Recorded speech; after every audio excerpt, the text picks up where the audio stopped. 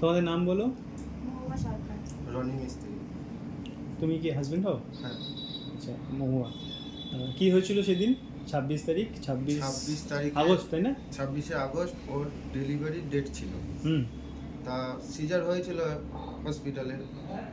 তা সিজার হওয়ার কিছুক্ষণ পর আমরা জানতে পারি যে ওর পেটের ভিতরে ব্লাড জমে গেছে। মানে ব্লিডিং এত হয়েছে যে পেটের ভিতরে ব্লাড জমে গেছে, যেখানে যেখানে মানে লিকেজ হওয়ার জায়গা ছিল সেখান থেকে বেরিয়ে গেছে। তারপরে ডাক্তারবাবুরা বুঝতে পারার পর আমাদের বলেছে যে পেশেন্ট এখানে রাখা যাবে না, অন্য হসপিটালে রেফার করতে হবে। তা সেই বড় হসপিটালে, যে কোনো বড় হসপিটালে ট্রান্সফার করতে হবে। সেই সূত্রে আমাদের মনে হলো যে আইকিউসিটিটাই বেস্ট হসপিটাল হবে। ওখানে নিয়ে গেলাম রাত 8টা নাগাদ। 8টা নাগাদ নিয়ে যাওয়ার পর সিজার কখন হয়েছিল?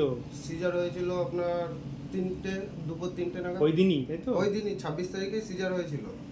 তারপরে আমাদের 6টা নাগাদ ওখান থেকে ফোন করে বললো যে পেশেন্টের কন্ডিশন খারাপ, এরকম ব্লাড জমে গেছে, আপনাদের তাড়াতাড়ি কোনো একটা ব্যবস্থা নিতে হবে। তাই আমরা তখন ব্লাড কোথায় জমেছিল কি বলেছিল? পেটের মধ্যে জমেছিল। আচ্ছা, ঠিক আছে। সেলাইয়ের জায়গায় নাকি? সেলাইয়ের জায়গায় বা পুরো পেটের অংশটাই, ভিতরের যে অংশটা ওইটাই পুরো ব্লাডটা জমেছিল। অনেক ব্লাড ক্ষরণ হয়েছে। তারপরে আমাদের বললো ওখানেও কি ব্লিডিং হচ্ছিল সেলাইয়ের জায়গা থেকে, তারপরে পেচ্ছাপের জায়গা থেকে, ওখান থেকে ব্লিডিং হচ্ছিল।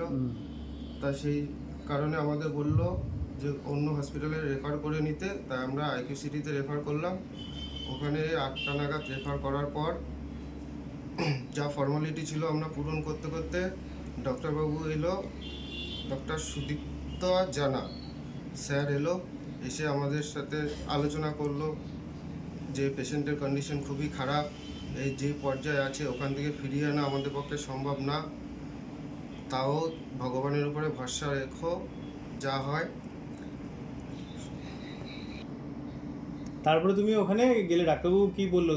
দেখালো তোমাকে তো যে সিচুয়েশনটা? ডাক্তারবাবু আমাকে ওর সিচুয়েশনটা পুরো দেখালো, যে ব্লাডটা কেমন করে বেরোচ্ছে, কোথা থেকে কি বেরোচ্ছে না বেরোচ্ছে সবই দেখালো।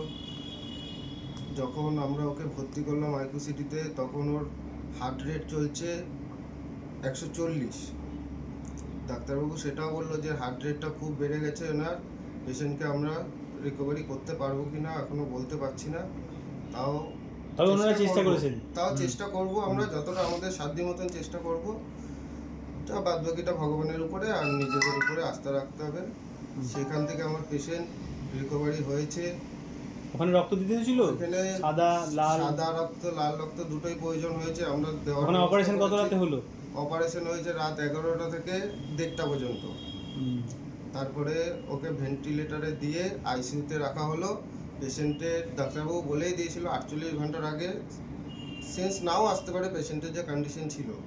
তাই সেই সূত্রে পেশেন্ট তাড়াতাড়ি রিকভার করেছিল ভালো ট্রিটমেন্টের কারণে। এর জন্য আমরা ডাক্তারবাবুর কাছে খুবই কৃতজ্ঞ। তোমার পেশেন্ট এখন কেমন আছে? পেশেন্ট এখন সুস্থ আছে। পেশেন্ট বলো। ভালো আছি। কেমন আছো? ভালো আছো? সেদিন কিছু জ্ঞান ছিল তোমার? কিছু জ্ঞান ছিল না? কি মনে হয়েছিল? কিছু মনে হয়েছিল? কিছু বুঝেছিলে? না, এখান থেকে তো যাওয়ার সময় হসপিটাল থেকে আইকিউসিটি যাওয়ার সময় আমি ভেবেছিলাম নর্মালি আছে, হয়তো এমনি কোনো আছে সেটাই ভেবেছিলাম। সেটা ব্যথা ছিল নাকি? ব্যথাটা তো হচ্ছিল? ব্যথা অবাস কেটে গেছিল, তার মধ্যে সেলাই করা হয়েছিল, ওর জন্য ব্যথা করছিল। আল্ট্রাসাউন্ড করা হয়েছিল যখন ব্যথা করছিল। তারপরে যখন আইসিইউতে জ্ঞান ফিরলো তখন থেকে বুঝতে পেরেছি যে সিরিয়াস কিছু কন্ডিশন। মনোবল হারালে তো চলবে না। তখন তো মনোবল হারিয়ে ফেলেছিলে। কি মনে হয়েছিল সেই সময়? তখন আমাদের মনে হয়েছিল যে পেশেন্টকে হয়তো আমরা ফিরাতে পারবো না এখান থেকে, কিন্তু ভগবানের কৃপা, ডাক্তারবাবুর কৃপা, ভগবানের কৃপায় আমরা পেশেন্টকে সুস্থভাবে বাড়ি নিয়ে আসতে পেরেছি খুব কম সময়ের মধ্যে। এটাই ডাক্তারবাবু আর আইকিউসিটির উপরে এটা ভালোবাসা। পেশেন্ট ভালো থাকুক ও সুস্থ থাকুক, তোমরা যেখানে এসেছিলে সেখানে দেখিয়ে নেবে আবার। ঠিক আছে? আপনার কাছেও থাকতে চাইছি। ঠিক আছে, ভালো থেকো। ঠিক আছে।